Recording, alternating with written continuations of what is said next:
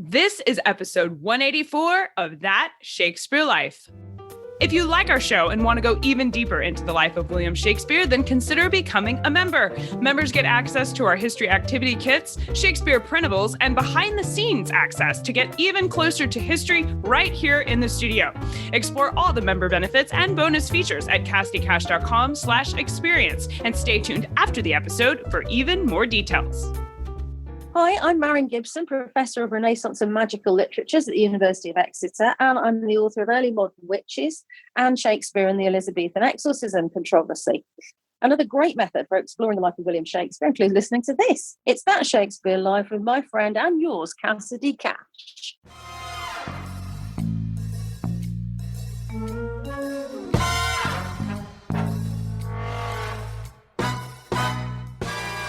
Elizabeth Stile did have a rat named Philip that she nursed with blood. Welcome to That Shakespeare Life with Cassidy Cash. Cassidy believes that if you desire to successfully learn or perform Shakespeare's plays, then understanding the real life and history of William Shakespeare himself is a must. That Shakespeare Life is the podcast that helps you go beyond the curtain of some of Shakespeare's most iconic works and explore the world of early modern England as Shakespeare would have lived it, learning from the writers, historians, and performers who know it best. And now, here's Cassidy. In 1606, as Shakespeare staged Macbeth, James I had published his book on witchcraft and the supernatural called Daemonology. And witch trials were rampant across the UK, bringing women of all ages and classes to court for acts of anger, revenge, and even mental illness, all of which called them under suspicion of evil magic. The presence of witches on stage was not merely theatrical for Shakespeare's plays, but also represented a cultural reality for turn of the 17th century society, which witches, spells, magic, and the consequence of delving into the supernatural were active in the lives of Elizabethan England. One particularly harsh case of witchcraft in 1578 occurred when Shakespeare was just 14 years old and saw a woman named Elizabeth Stile brought before the court for her acts of anger, considered so threatening to Elizabeth I that Elizabeth had her famous magus and astrologer John Dee perform acts of counter magic to defend against it. Here this week to share the story of what happened to Elizabeth Stile, why she was charged as a witch, and what these incidents tell us about Shakespeare's presentation of witches in Macbeth and Henry VI Part 2, is our guest and author of Witchcraft in Shakespeare's England for the British Library, Carole Levine. Carole Levine is a Willa Cather Professor of History at the University of Nebraska, where she specializes in early modern English cultural and women's history. She is the author and editor of 19 books, including The Heart and Stomach of a King, Elizabeth I and the Politics of Sex and Power, and the co-authored with John Watkins, Shakespeare's Foreign Worlds. She is a fellow of the Royal Historical Society and was a Fulbright Scholar at the University of New York in 2015. She is also the author of the one-woman, one-act play, Elizabeth I in Her Own Words, most recently performed at the 2019 United Solo Theater Festival in New York City. Her current research projects focus on royal women during the late medieval and early modern England periods, and you can find out more about Carole in the show notes for today's episode. Hello, Carole. Welcome to the show. Thank you so much, Cassidy. I am so delighted to be here. Why are the three witches in Macbeth called the Weird Sisters? And is there a 16th century cultural basis for that phrase? It's a really great question. And weird, which was spelled W-Y-R-D in the 16th century, had other meanings than what we think of today. So it can mean the principle, power, or agency by which events are predetermined, suggesting fate or destiny, but it can also mean magical power and enchantment, which is not the way the word means today at all, but would resonate with Shakespeare's audience. We think of witches as fake for the most part. And when we see them in plays as an audience, there's not this expectation that we're seeing real witch behavior on stage. However, when Shakespeare was writing about Eleanor, Duchess of Gloucester, conjuring a spell to determine the fate of Henry VI in Henry VI Part 2, for Shakespeare and the audience of the 1590s to which he was presenting this play, that scene was much more real than we take it today. Carole, what was the scene based on? Was this a real incident that Shakespeare could have been familiar with? It was a real incident that he was definitely familiar with, and he would be familiar with it from reading Holinshed's Chronicles, other books, the Mirrors of Majesty, that would have explicitly talked about it. And it's a fascinating scene because Eleanor Cobham had been the Duke of Gloucester's mistress. He later married her. She was very ambitious. So she actually did try to find out, since Henry VI had no children, when the young king would die, so she might be queen. But someone in her household, which often happens, let the government know. And she was then, and again, it shows the real difference when somebody is aristocratic versus somebody who is not, because the conjurer and the witch, Marjorie Jordan, were executed. Eleanor, Duchess of Gloucester, was not, but she had to, which was very humiliating, walk the streets of London carrying a candle barefoot, and then was exiled for the rest of her life. In another example of real witchcraft from Shakespeare's life, Carole writes that, quote, while Elizabeth was on progress in East Anglia, 3 wax images, each about 12 inches high, were found in a dung heap in Lincoln's Inn Fields.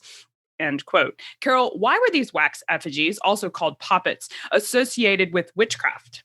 Well, I think that's another really great question. And it again shows the difference in language in Shakespeare's time with our own, because the word poppet in the 16th century meant a small effigy of a person used in witchcraft and necromancy.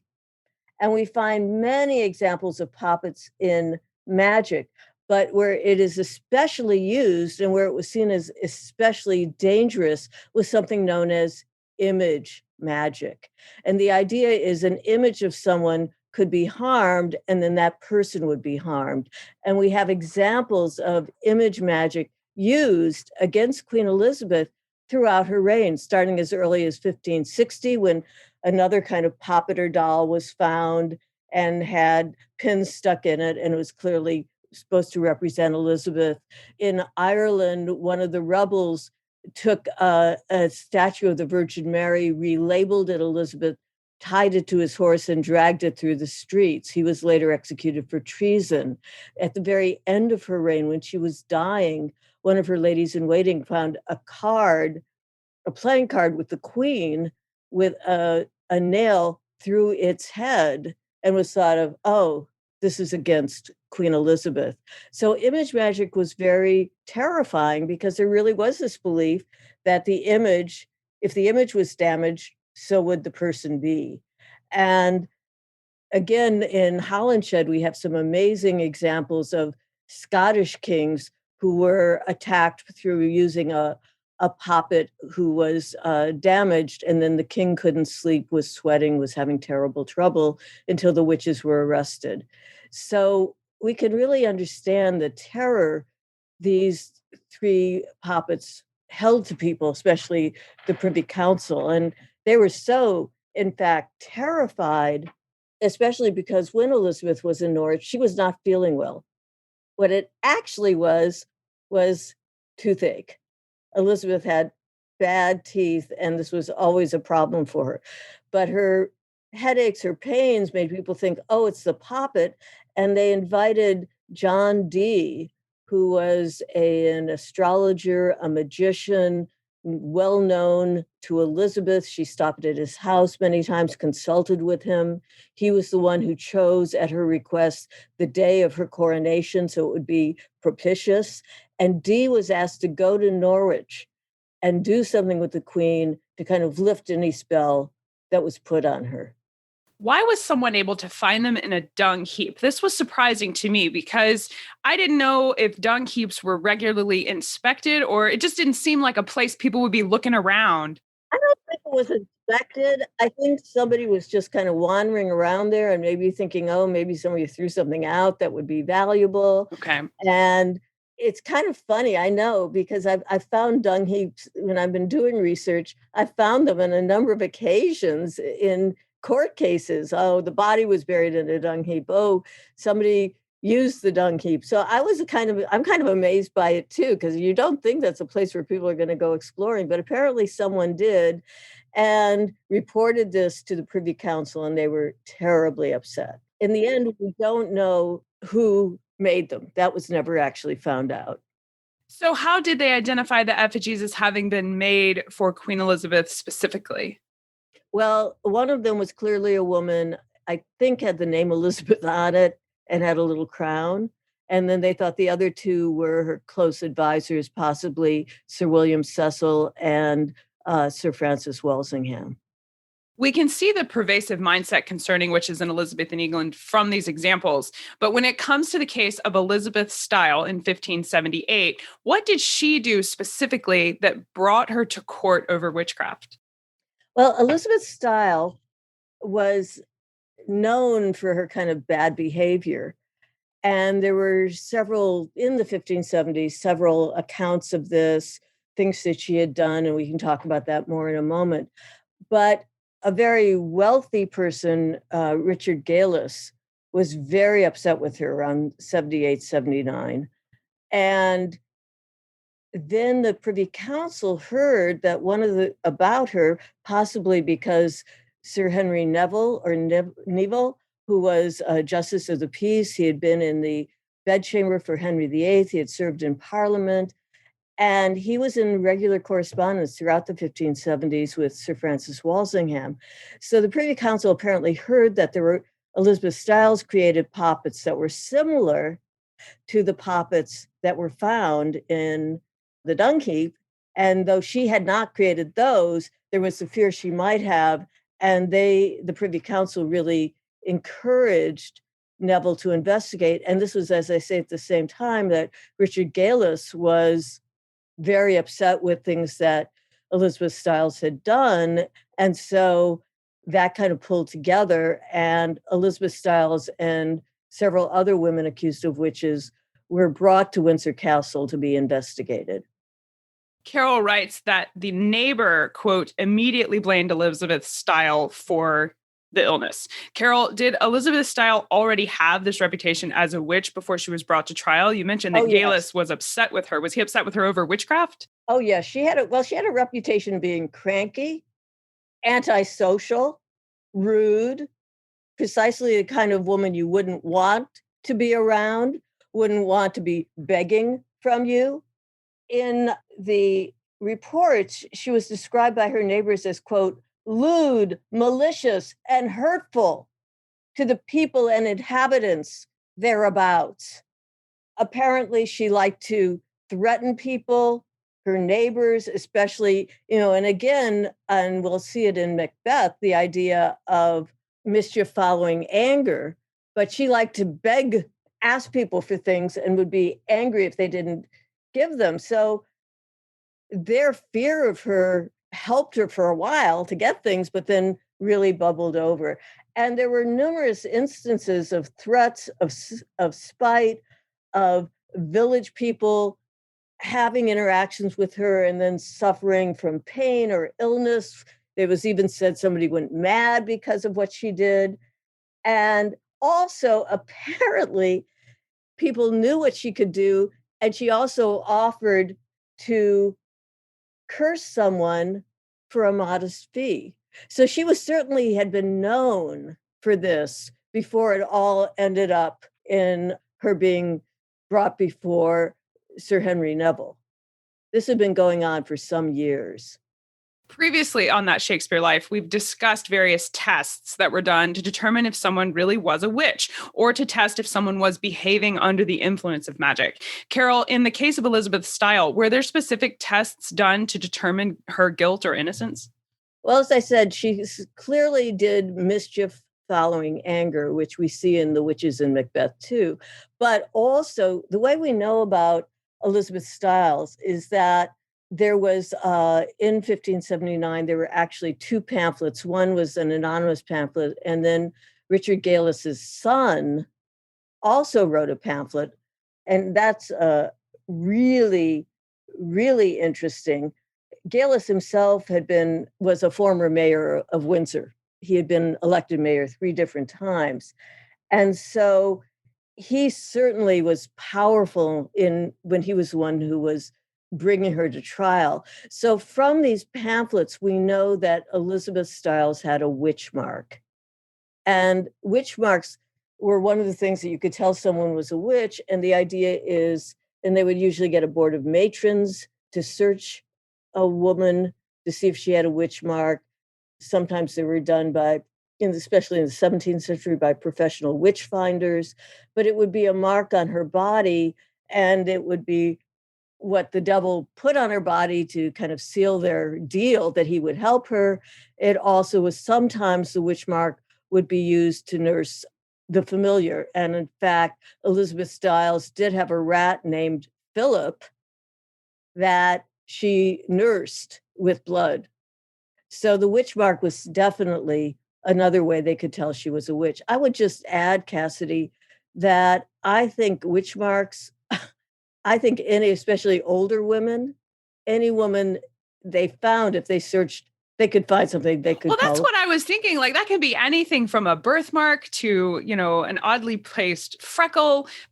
You can see where there's not really a lot of foundation for that in the modern mindset, it seems. One of the things that was sometimes done, and we see it in the 17th century witch finder Matthew Hopkins, but he said, well, witch marks have no feelings. And he had this thing that he would kind of prick women and they'd be yelling and screaming. And then he'd do it on the witch mark and they wouldn't have any feeling. But it actually was a retractable needle. Oh, it was a trick. No. Yes. And Matthew Hopkins in the mid 17th century was responsible for hundreds of people, mostly women's deaths. Carole writes that Elizabeth Stiles claimed that two women had gotten her involved in witchcraft, named Mother Devil and Mother Dutton, some rather unfortunately named at this point in their trial. But Carole, why are these women called Mother? That seems an interesting title. And what was the image magic they were supposed to have practiced? So Mother was used as respectfully, but usually actually mock respectfully for older, poor women who were uneducated. It was the term that was used. But I also think it's kind of interesting because it also suggests connections, family connections that weren't actually there. And I think you were, Cassidy, asking earlier about the weird sisters. And we don't know if those witches in Macbeth are truly biological family, or if they're sisters by their connection with each other in witchcraft. And I'm wondering if so many of older women accused of witchcraft were called Mother because it, again, maybe even suggested this kind of commonality, connection between them. But it was, as I say, a term that was theoretically supposed to be respectful, but in fact was really mocking to use.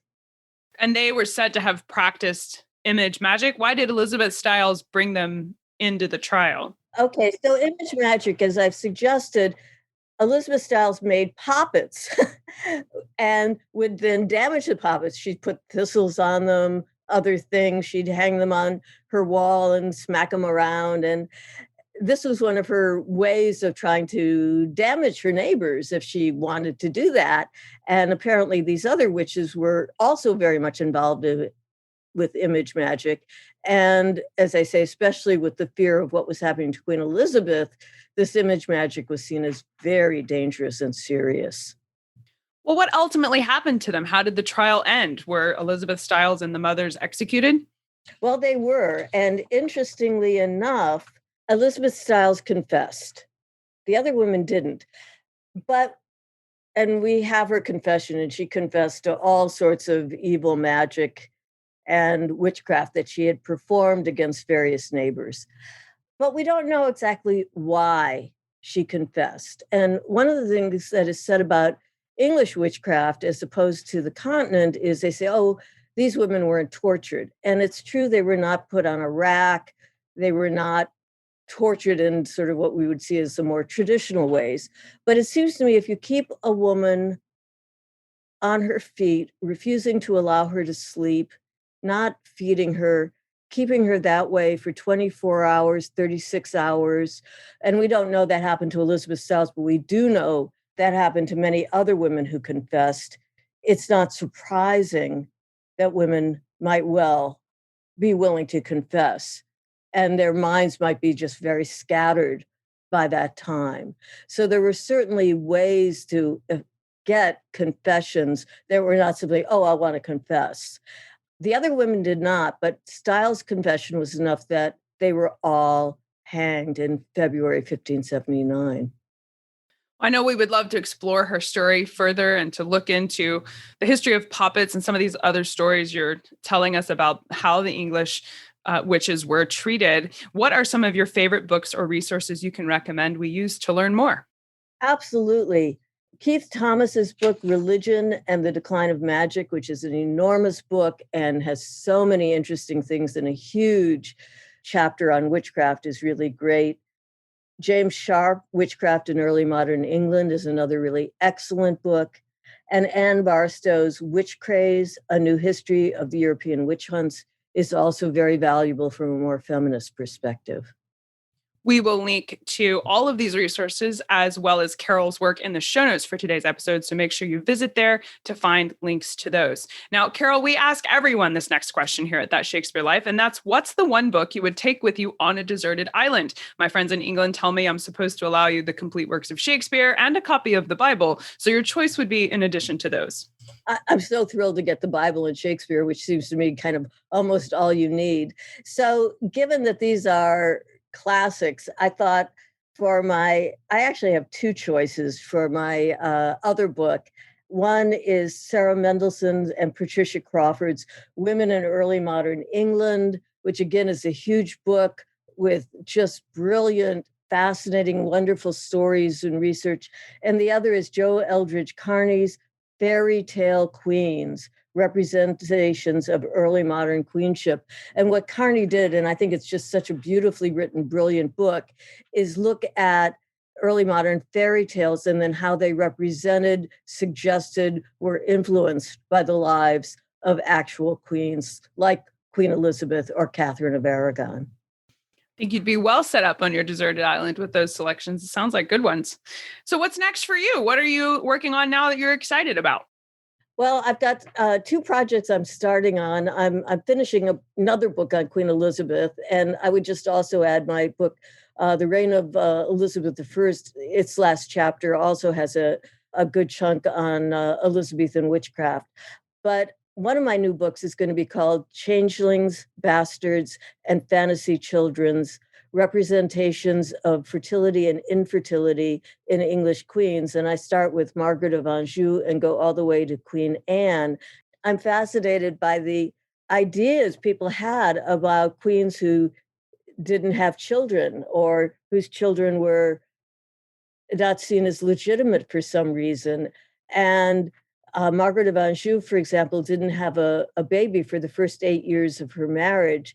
And so at first there were suggestions she had faked her pregnancy and a low-class baby was smuggled in. And then later that became, no, it was her child, but it wasn't Henry VI's child. Catherine of Braganza was never able to bring a child to term when she became terribly ill, possibly because of a miscarriage, and was running a high fever. She actually, in her delirium, talked about her two children and talked to her husband, Charles II, about them. And Charles, wanting to keep her calm, talked about them also and how beautiful they were. So I'm really fascinated with the ideas of children, these children being bastards or fantasy children, and why that happened, what it meant about the need for a queen to produce heirs. My other book, which is what I'm going to co-author with my former grad student, now colleague, Alison Alvarez, is called In the Shadow of the Tower, Too Close to the Throne. And we're looking at women in the Tudor early Stuart period who were close to the throne and seen as threats and what happened to them. And these include the three Grey sisters, Lady Jane, but also her younger sisters, Catherine and Mary. It includes Margaret Douglas, the daughter of Henry VIII's older sister, Margaret, Mary Stuart, of course, Arabella Stuart, her niece, and even Queen Elizabeth when she was a princess in the reign of her older sister, Mary.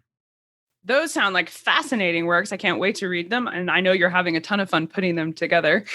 We'll look forward to seeing those come out. Carole Levine, thank you so much for being here to take us through the history of Elizabeth Stiles and witchcraft in early modern England. This has been a fun conversation. It was really fun for me. And Cassidy, I'm just so pleased to have had the opportunity. Find links to the resources Carole recommends in today's episode, along with some bonus images and looks at puppets, witchcraft, and other little tidbits from today's episode in the show notes for today at CassidyCash.com/episode 184. That's CassidyCash.com/EP184. Don't forget that the video version of our show is streaming right now on YouTube, completely free. You can watch that at youtube.com/c/CassidyCash. And if you like video content for our show, then make sure you check out the digital streaming app for That Shakespeare Life. We have animated plays, bonus interviews, documentaries, and more, all packed into the membership area for our show. Members get the digital streaming app along with monthly history activity kits that work like science labs for Shakespeare. Join us inside as we cook, play, and create our way through the life of William Shakespeare. Find out more and download that app at CassidyCash.com/experience. That's CassidyCash.com/experience. That's it for this week. Thank you for listening. I'm Cassidy Cash, and I hope you learned something new about the Bard. I'll see you next week. Bye-bye. Thank you for listening to That Shakespeare Life. As always, the best conversations happen after the episode over at CassidyCash.com. Become a part of a vibrant Shakespeare conversation by adding your voice over at the website. Until next time, remember, when you want to know William Shakespeare, you have to go behind the curtain and into That Shakespeare Life.